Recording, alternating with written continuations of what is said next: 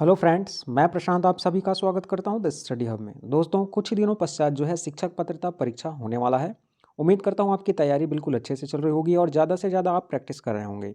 दोस्तों, इन्हीं सब बातों को ध्यान में रखते हुए द स्टडी हब आपके लिए लेकर आया है बाल विकास से संबंधित महत्वपूर्ण प्रश्नों की श्रृंखला का भाग क्रमांक 7, जिसमें हम बहुत ही इंपॉर्टेंट क्वेश्चन को सॉल्व करते हैं और ज़्यादा से ज़्यादा प्रैक्टिस करने की कोशिश करते हैं। दोस्तों, अगर आप ज़्यादा से ज़्यादा प्रैक्टिस करते हैं तो एग्ज़ाम में आपको अच्छे नंबर आएंगे और आप जो हैं ज़्यादा अंक से उत्तीर्ण हो पाएंगे।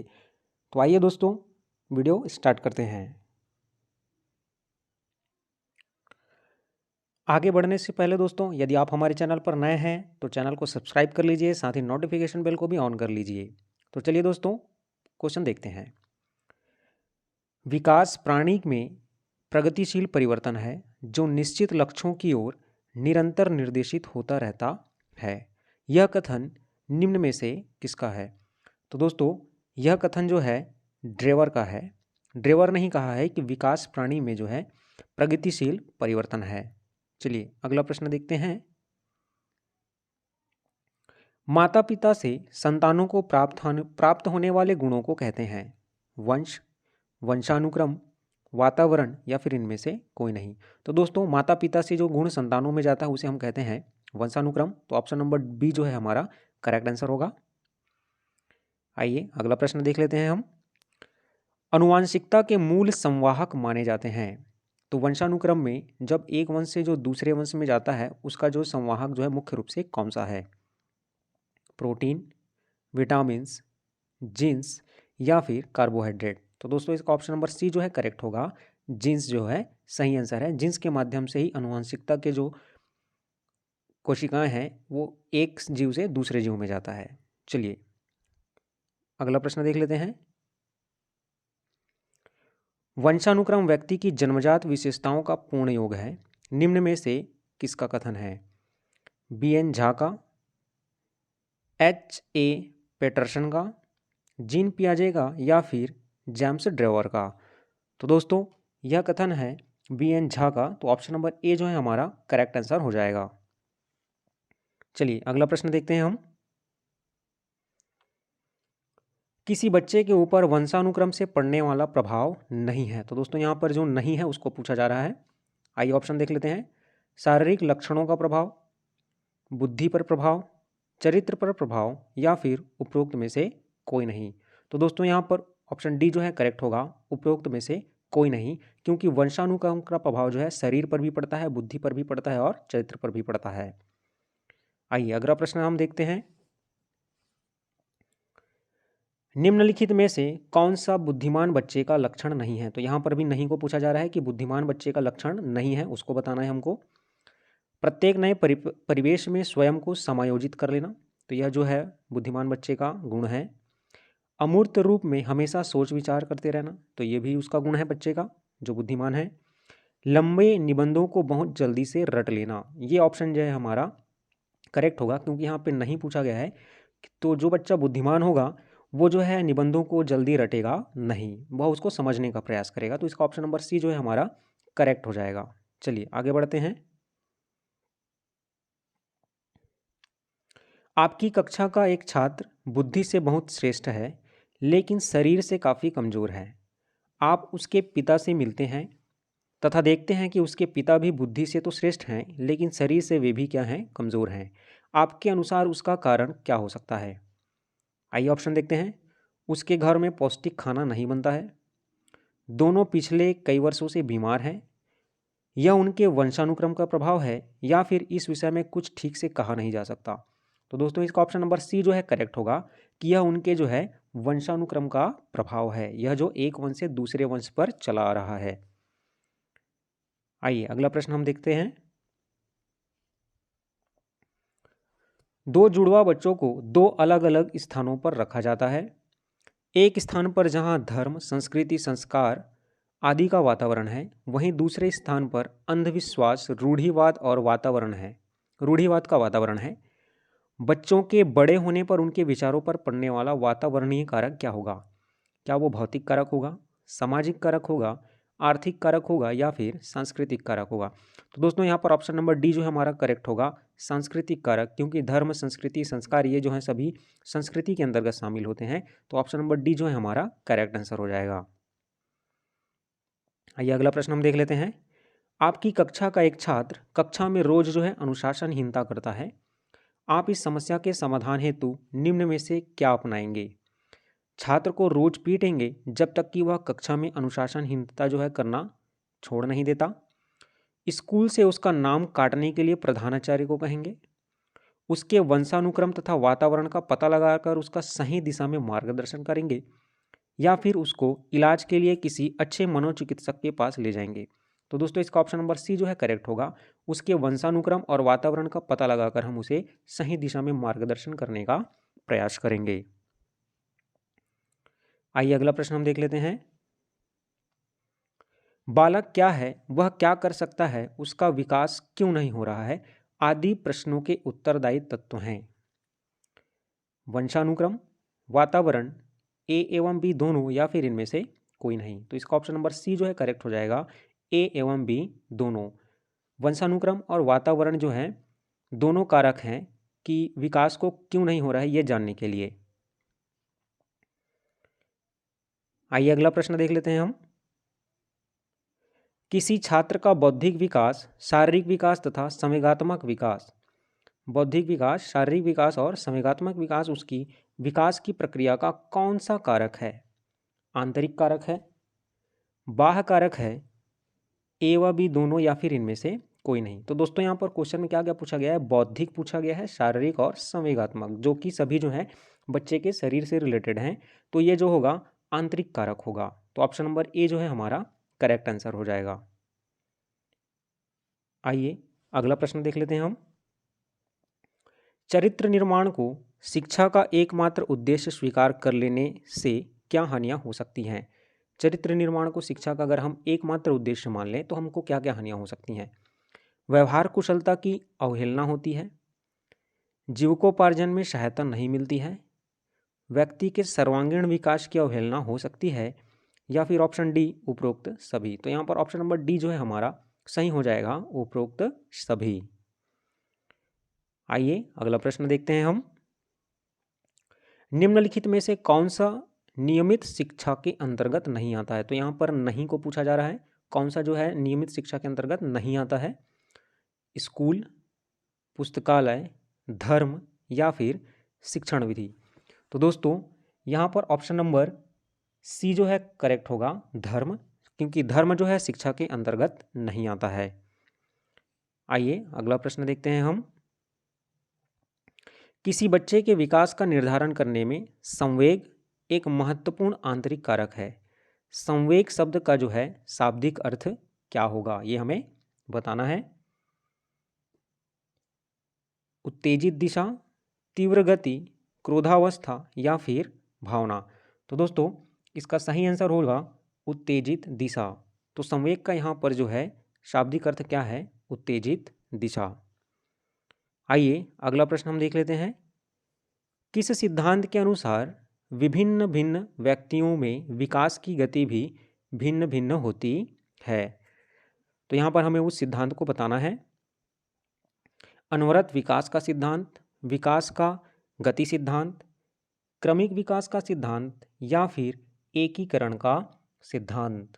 तो दोस्तों यहाँ पर बी ऑप्शन हमारा सही हो जाएगा, विकास का गति का सिद्धांत, क्योंकि गति बताता है गति जो है भिन्न भिन्न हो सकती है। ठीक है, अनवरत विकास का सिद्धांत में ये बताता है कि विकास जो है अनवरत जो है निरंतर चलती रहती है। तो यहाँ पर ऑप्शन नंबर बी जो है हमारा करेक्ट आंसर हो जाएगा। आइए अगला प्रश्न देखते हैं हम। प्रत्येक छात्र स्वयं में भिन्न है, विभिन्न है, इस तथ्य का प्रमुख कारण आप क्या मानते हैं? भौतिक वातावरण, सामाजिक वातावरण, वंशानुक्रम, या फिर ये सभी। तो दोस्तों इसका ऑप्शन नंबर डी जो है करेक्ट हो जाएगा कि छात्र की विभिन्नता का कारण भौतिक वातावरण हो सकता है, सामाजिक वातावरण, वंशानुक्रम, ये तीनों शामिल है, इसलिए ऑप्शन नंबर डी जो है हमारा करेक्ट आंसर होगा। आइए अगला प्रश्न हम देखते हैं। आज बाल अपराध की घटनाएं जो हैं बढ़ती जा रही है, जिसके कारण शिक्षण प्रणाली में जटिलताएं आ रही हैं। आपके अनुसार इसका प्रमुख कारण क्या हो सकता है? दूषित वंशानुक्रम, दूषित वातावरण, टूटा परिवार या फिर ये सभी। तो दोस्तों इसका ऑप्शन नंबर डी जो है करेक्ट होगा, ये सभी। दूषित वंशानुक्रम, दूषित वातावरण, टूटा परिवार, ये सभी जो है कारण हैं किसके, बाल अपराध की घटनाओं को बढ़ाने के। तो option number D is a correct answer. आइए अगला प्रश्न देख लेते हैं हम। आप किसी नई कक्षा में गणित के शिक्षक के रूप में जाते हैं। आपको एक सफल एवं प्रभावी शिक्षण के लिए निम्न में से क्या आवश्यकता है या फिर क्या आवश्यक है? व्यक्तिगत विभिन्नताओं का ज्ञान होना, अपने वेतन का ज्ञान होना, सहकर्मी की योग्यताओं का ज्ञान होना या फिर ये सभी।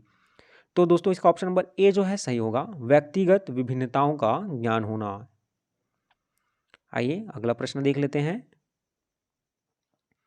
यदि आप किसी नई कक्षा में शिक्षण के लिए जाते हैं तो आप अपने शिक्षण को प्रभावी बनाने के लिए छात्रों की पहचान हेतु निम्न में से किसे चुनेंगे? सभी छात्रों की पूर्व शिक्षा की जानकारी लेंगे, सभी छात्रों के मस्तिष्क स्वास्थ्य की जांच करेंगे या फिर सभी छात्रों की बाह्य विभिन्नताओं का पता लगाएंगे या फिर उपरोक्त में से सभी।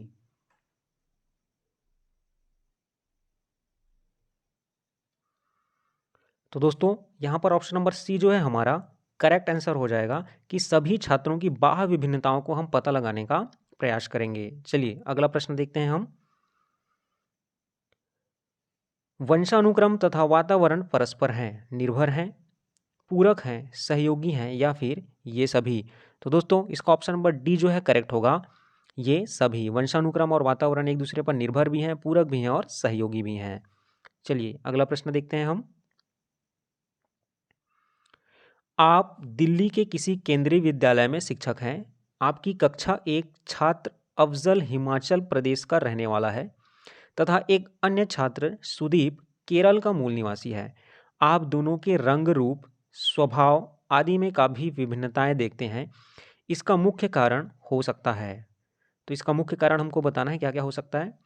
वातावरणीय प्रभाव, विद्यालय के दोनों का शैक्षिक स्तर, आपकी शिक्षण विधि या फिर ये सभी। तो दोस्तों इसका ऑप्शन नंबर ए जो है क्या होगा, सही होगा, वातावरणीय प्रभाव। क्योंकि अफजल जो है हिमाचल प्रदेश का रहने वाला है और सुदीप जो है केरल का रहने वाला है। वहाँ पर दोनों का जो है वातावरण अलग अलग होता है, इसलिए दोनों में कैसा होगा, विभिन्नताएं पाई जाती है। ठीक है, विभिन्नताएं होंगी किसके आधार पर, रंग, रूप और स्वभाव के आधार पर। चलिए अगला प्रश्न देख लेते हैं हम। सामाजिक व्यक्तित्व का विकास करने वाली प्रक्रिया है। सामाजिक व्यक्तित्व का विकास करने वाली प्रक्रिया कौन कौन सी है? समाजीकरण, व्यक्तिकरण, उदारीकरण या फिर निजीकरण। तो दोस्तों इसका ऑप्शन नंबर ए जो है हमारा सही होगा, समाजीकरण। क्योंकि यहाँ पर सामाजिक व्यक्तित्व का विकास कर रहे हैं तो किसके द्वारा होगा, समाज के द्वारा होगा। इसलिए यहाँ पर ऑप्शन नंबर ए समाजीकरण क्या होगा, हमारा सही आंसर होगा। आइए अगला प्रश्न देखते हैं हम। किसी बालक के समाजीकरण में धर्म का महत्व है। बच्चा का जब हम समाजीकरण कर रहे हैं तो वहाँ पे धर्म का महत्व क्या होगा ये बताना है। आदर्शों के रूप में, अनुकरण के रूप में, संस्कार के रूप में या फिर ये सभी। तो दोस्तों इसका ऑप्शन नंबर डी जो है हमारा सही होगा, ये सभी। क्योंकि आदर्श, अनुकरण और संस्कार तीनों के रूप में जो है धर्म का महत्व होता है। आइए अगला प्रश्न देख लेते हैं हम। किसी बच्चे में समाजीकरण होता है। बच्चे में समाजीकरण कैसा होगा, पूर्व बाल्यावस्था रूप में, बाल्यावस्था रूप में, किशोर अवस्था में या फिर ये सभी। तो दोस्तों इसका ऑप्शन नंबर डी जो है हमारा करेक्ट हो जाएगा। इन सभी अवस्थाओं में जो है बच्चे का समाजीकरण होता है। बच्चा जो है जब बाल्यावस्था में होगा, पूर्व बाल्यावस्था में होगा, किशोर अवस्था में होगा, तो इन सभी अवस्थाओं में उसका समाजीकरण होता है। चलिए अगला प्रश्न देख लेते हैं हम। किसी बालक में समाज द्वारा होने वाला समाजीकरण है। धार्मिक कट्टरता, जातीय प्रथाएं, राजनैतिक विचारधाराएं या फिर उपरोक्त सभी। तो दोस्तों इसका ऑप्शन नंबर डी जो है करेक्ट होगा, उपरोक्त सभी। क्योंकि बालक में समाज द्वारा होने वाला सामाजिकरण जो है धार्मिक, धर्म के आधार पर भी हो सकता है, जाति के आधार पर भी हो सकता है, राजनैतिक विचारधारा, इन सभी के आधार पर हो सकता है। इसलिए option number D is the correct answer होगा। आइए अगला प्रश्न देखते हैं हम। आप अपनी कक्षा में बालकों में समाजीकरण की प्रक्रिया को तेज करना चाहते हैं तो आप निम्न में से क्या कदम उठाएंगे? बालकों को स्कूल की परंपराओं से परिचित कराएंगे, बालकों में सामाजिक आदर्श स्थापित कराएंगे, बालकों को समाज में प्रचलित मान्यताओं के विषय में जानकारी देंगे, या फिर ऑप्शन डी उपरोक्त सभी। तो दोस्तों इसका ऑप्शन नंबर डी जो है हमारा क्या हो जाएगा, सही हो जाएगा, क्योंकि हम बच्चे में समाजीकरण की प्रक्रिया लाना चाहते हैं, तो इन सभी बातों को हमको क्या करना पड़ेगा, उनको बताना पड़ेगा। स्कूल में कौन कौन से परंपराएं हैं, कौन कौन से नियम बने हैं ये बताएंगे, सामाजिक आदर्श उन पर स्थापित करेंगे, मान्यताओं को बताएंगे, समाज में चल रही मान्यताओं के विषय के बारे में उनको क्या करेंगे, जानकारी देंगे। आइए अगला प्रश्न देखते हैं हम। आपकी कक्षा में बच्चों के समाजीकरण में आपकी भूमिका है। बच्चों में समाजीकरण करने में हमारी क्या भूमिका होगी? बच्चों का बौद्धिक विकास करने में, बच्चों का गृह कार्य करने में, बच्चों का दंड देने में, या फिर इनमें से कोई नहीं। तो दोस्तों इसका ऑप्शन नंबर ए जो है हमारा सही हो जाएगा, बच्चों का जो है बौद्धिक रूप विकास करने में। आइए अगला प्रश्न देखते हैं हम। बच्चों के समाजीकरण का मुख्य साधन है घर, सड़क, मंदिर या फिर तालाब। तो बच्चों को क्या करना है, समाजीकरण करना है, तो उसके लिए सबसे बेहतर ऑप्शन क्या होगा, घर, क्योंकि घर में जो है अपने से बड़े मम्मी पापा, चाचा, दादा दादी, ये सभी जो है मिलकर बच्चे में किसका, कौन से गुण का विकास करेंगे, समाजीकरण का। आइए अगला प्रश्न देख लेते हैं हम। निम्न में से क्या जो है बच्चों के समाजीकरण के सबसे मुख्य स्थान रखता है? बच्चे के समाजीकरण में मुख्य स्थान रखने वाला क्षेत्र कौन सा है? खेल, अच्छे कपड़े, बच्चे की सुंदरता, या फिर बच्चे की अच्छी पाठ्य पुस्तक। तो दोस्तों यहाँ पर ऑप्शन नंबर ए जो है हमारा सही होगा, कि जो खेल है समाजीकरण करने का एक महत्वपूर्ण जो है स्थान रखता है। आइए अगला प्रश्न देख लेते हैं हम। यह वीडियो का जो है अंतिम प्रश्न है। बच्चों में खेल समाजीकरण के लिए क्यों आवश्यक है? तो बच्चों में जो हम उन्हें खेल खिलाया जाता है समाजीकरण के लिए क्यों आवश्यक है, ये हमको बताना है। खेल से बच्चे में सुरक्षा की भावना आती है, खेल से बच्चे में अहम की भावना आती है, खेल से बच्चे में नेतृत्व व अनुकरण की भावना आती है, या फिर ऑप्शन डी उपरोक्त सभी। तो दोस्तों यहाँ पर ऑप्शन नंबर डी जो है उपरोक्त सभी होगा, सही होगा, क्योंकि खेल से बच्चे में जो है समाजीकरण के लिए क्यों आवश्यक होगा, उसके लिए हम बता सकते हैं कि वह सुरक्षा कैसे करना है, हम बच्चे में हम की भावना कैसे आती है, खेल से बच्चों के नेतृत्व और अनुकरण की भावना बढ़ जाती है, इसलिए ऑप्शन नंबर डी जो है हमारा क्या होगा, करेक्ट होगा। तो दोस्तों यहाँ पर हमने कुल 30 प्रश्नों को सॉल्व करने का कोशिश किया है। उम्मीद करता हूँ कि आपको जो है वीडियो जो है अच्छा लगा होगा। आपके सभी प्रश्नों में से कुल कितने हल सही हुए हैं कमेंट बॉक्स में नीचे जो है बताइए। दोस्तों ज़्यादा से ज़्यादा प्रैक्टिस करते रहिए, ज़्यादा से ज़्यादा प्रश्नों को सॉल्व करने की कोशिश करते रहिए, क्योंकि ज़्यादा से ज़्यादा प्रैक्टिस करने से है जो आप एग्ज़ाम में अच्छे से जो है नंबर ला सकते हैं। आप ज़्यादा से ज़्यादा क्वेश्चन को सॉल्व करेंगे। अगर आपने हमारे पुराने वीडियोज़ नहीं देखे हैं तो प्लेलिस्ट पर जाकर वहाँ देख लीजिए, मैंने वहाँ पर भी अच्छे अच्छे क्वेश्चन जो हैं आपको बताए हैं, जो आगामी एग्ज़ाम में पूछे जाने की इनकी पूरी पूरी संभावना है। तो दोस्तों मिलते हैं नए वीडियो में एक नई जानकारी के साथ, तब तक के लिए जय हिंद।